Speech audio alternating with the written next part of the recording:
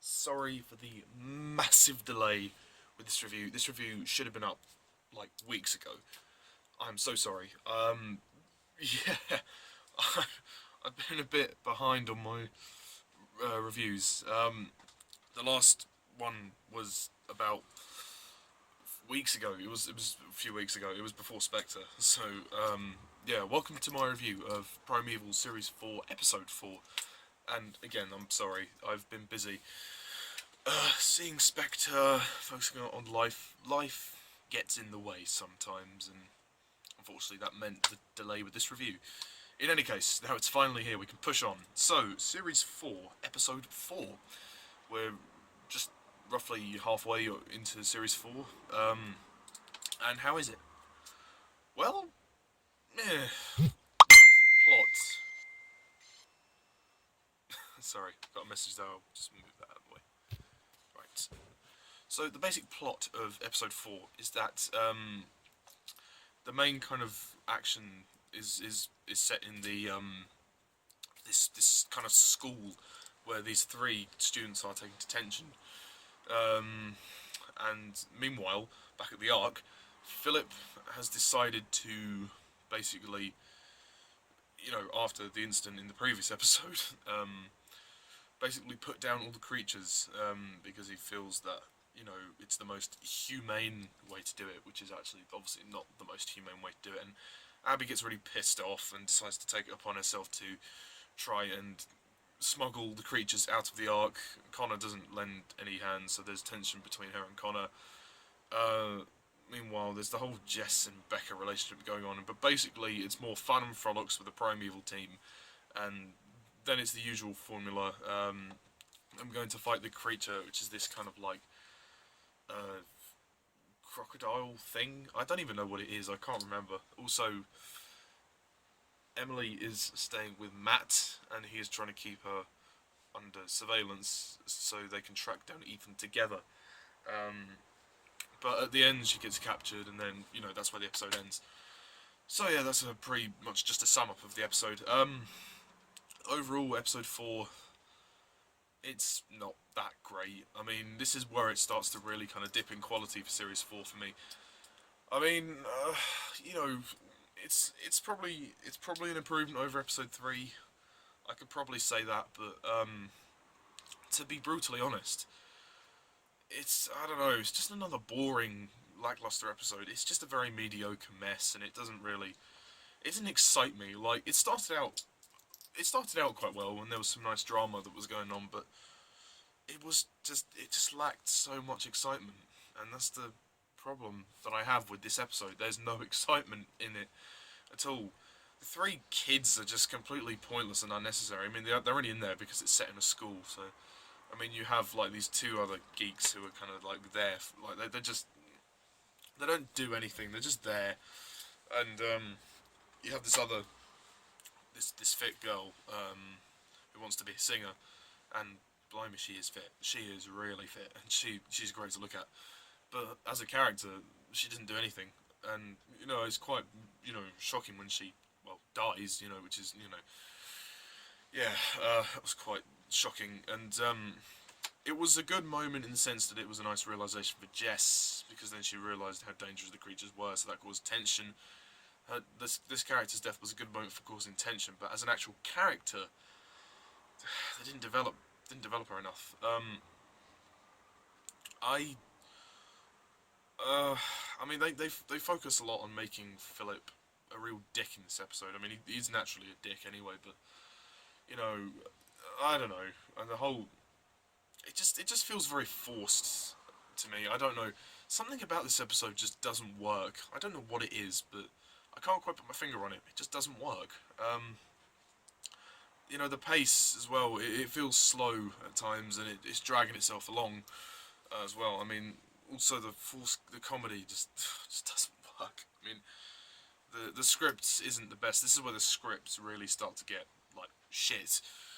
Oh god, I mean, that moment when that geek boy tries to chat up the girl, and she's like, do you think a girl as hot as me would go out with a geek like you outside a Seth Rogen movie? It's like, what? The dialogue is just really crackling, isn't it? In any case, the action is all fun and entertaining, and the creature visually looks stunning. I mean, the CGI looks great. We noticed the one good thing about this episode, in terms of enjoyment, is fan service. We get to see the Colombian mammoth, which is great, you know, for a brief cameo, which is the mammoth that appeared in the Series 2, Episode 6, which is great, and, you know, that did put a smile on my face. And Rex as well, he was in there. But the actual main creature they have to fight, it was okay, I suppose. It was okay. Emily didn't do anything. She just sat there for the entire episode doing nothing. I mean, fair enough, but I still don't like Matt Anderson. He's not. I don't think this is his worst performance. He's not. He doesn't get as much to do here, which is quite good. But he's not great. Becca's all right, although I just don't like the whole Jess and Becca relationship. Like, it's pretty forced. I mean, Jess, the actress, is really good, but Jess is kind of pointless. I don't get her role. Like, she just sits there and talks to them over the headsets the whole time. She's on a desk. Like, they never needed a desk before. I know, you know, kind of the technology's moved on since Series 1 to 3, but it's... I don't know, it just doesn't feel right. But the actress is good, does a good job, and... God, the lovey-dovey stuff should have been removed.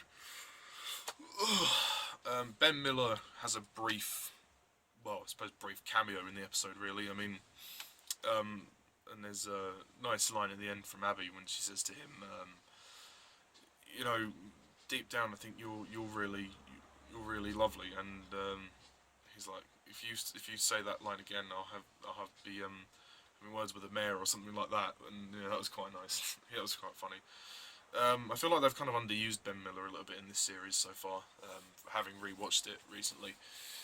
The episode romps along, but at the end of the day, it kind of amounts to nothing really. It's just a lackluster 45 minutes. It goes nowhere. The opening is just boring as fuck as well. It's basically, you know, you think at first you're watching Waterloo Road. I mean, because it's like in a school and they're in like this detention centre, or as Waterloo Road used to call it, the cooler. That was quite funny. But yeah, I don't know. There's not much else to say. I just don't have anything else to say. It's all right. That's my general assumption of it. I've got nothing else to say about it. Like, it's neither great nor terrible. Like, there's some entertaining action. It's better than episode 3. But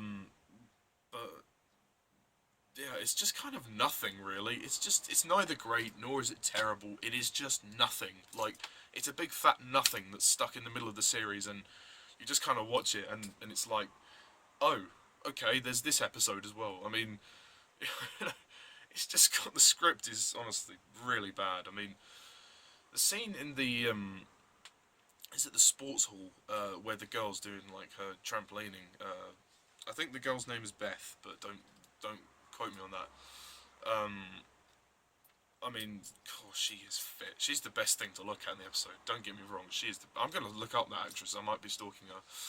Sorry if you're out there, but you are damn good, as in the looks. The acting's okay for the most part. I mean, Andrew Lee Potts is good as Connor, but he gets kind of sidelined until the second half of the episode. Hannah Spearritt puts on a good performance here, a bit more of an emotional performance as well, which is nice. Like I said, you know, Ciaran McMenamin as Matt, whatever his name is, he's the same. All the others are fine, they're all passable. There's nothing else to say. The music is actually really good in this episode. The best thing about this episode, aside from the fit girl, is the music. I really enjoy listening to the music of this episode. It was really haunting and quite eerie, which is good.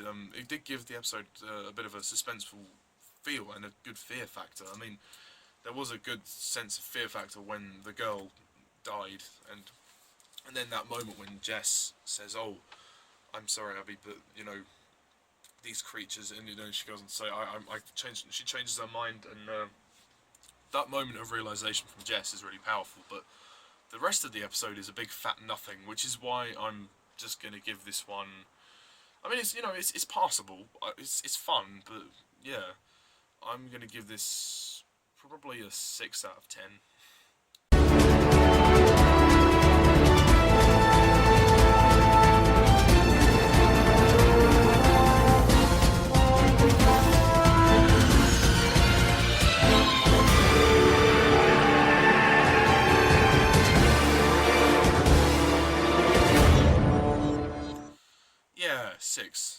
it's all right. It's okay.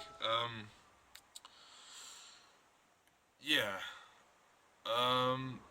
But that's all I've got to say about it. I don't have anything else to say.